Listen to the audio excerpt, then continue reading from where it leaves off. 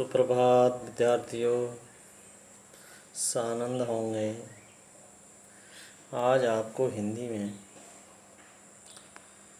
उपभोक्तावाद की संस्कृति पाठ के संबंध में जानकारी देंगे। उपभोक्तावाद की संस्कृति पाठ को लेखक श्यामाचरण दुबे जी ने लिखा है। पाठ का स्वाध्याय करने से पहले लेखक श्यामाचरण जी के बारे में जानकारी कर लेंगे। तदुपरांत पाठ का स्वाध्याय करेंगे। लेखक श्यामाचरण दुबे जी द्वारा यह पाठ लिखा गया है। श्यामाचरण दुबे जी से संबंधित 2-3 प्रश्नोत्तर आपको लिखने हेतु भी दिए जाएंगे। उन्हें आप कक्षा कार्य की कॉपी में नए पृष्ठ से लिखेंगे।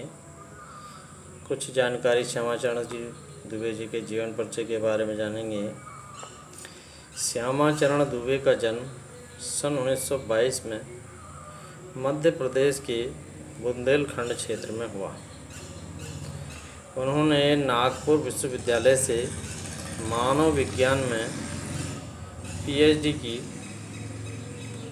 वे भारत के अग्रणी समाज वैज्ञानिक रहे हैं और उनका देहांत 1996 में हो गया था।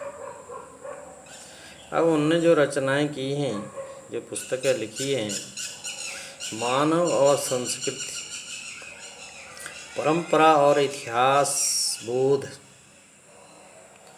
संस्कृति तथा शिक्षा, समाज और भविष्य, भारतीय ग्राम, संकरण की पीड़ा, विकास का समाजशास्त्र, समय और संस्कृति, ये उनकी प्रमुख रचनाएं हैं। हिंदी में उनकी प्रमुख पुस्तकें प्रोफेसर दुबे ने विभिन्न विश्वविद्यालयों में अध्यापन किया, अर्थात पढ़ाने का कार्य किया तथा अनेक संस्थानों में प्रमुख पदों पर भी वह रहे। जीवन, समाज और संस्कृति के ज्वलंत विषयों पर उनके विश्लेषण एवं स्थापनाएं उल्लेखनीय हैं। भारत की जनजातियों और ग्रामीण समुदायों पर केंद्रित उनके लेखों ने बृहत् समुदाय का ध्यान आकर्षित किया है। वे जटिल विचारों को तार्किक विश्लेषण के साथ सहज भाषा में प्रस्तुत करते हैं, अर्थात करते थे। अब तो रहे नहीं। तो ये इनके जीवन के बारे में सूक्ष्म जानकारी थी। एक प्रोफेसर रहने के साथ साथ उन्होंने जो समाज, जीवन और संस्कृति के ज्वलंत उदाहरण रहे होंगे, उनके बारे में उन्होंने अपने विचार प्रकट किए। इस प्रकार से इनके जीवन से संबंधित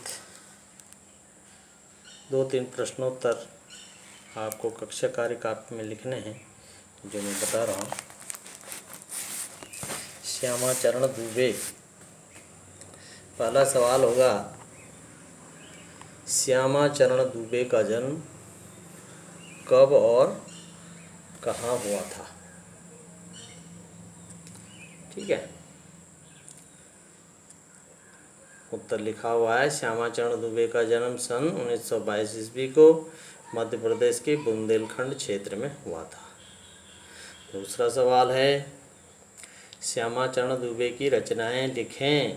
अभी पढ़ी मैंने आपके समक्ष, पुस्तक भी आपके पास होगी, जहाँ पर समझ में नहीं आए पुस्तक में देख लेंगे। श्यामाचरण दुबे की रचनाएं यहाँ पर लिखी गई हैं।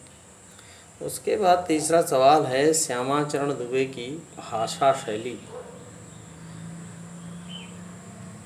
शैली कैसी थी इनकी, उसके बारे में। तो ये तीन प्रश्नोत्तर श्यामाचरण दुबे जी से संबंधित हैं। इनको सुंदर लेख में अपनी कापी में, कक्षा कार्य कापी में उतार लेंगे। जहाँ इससे पहले का कार्य किया है उससे आगे नए पृष्ठ से ये कार्य आप आरंभ करेंगे और तीनों प्रश्नों को ठीक से याद भी कर लेंगे। धन्यवाद। शेष जानकारी आपको कल देंगे। घर पर रहिए, स्वस्थ रहिए।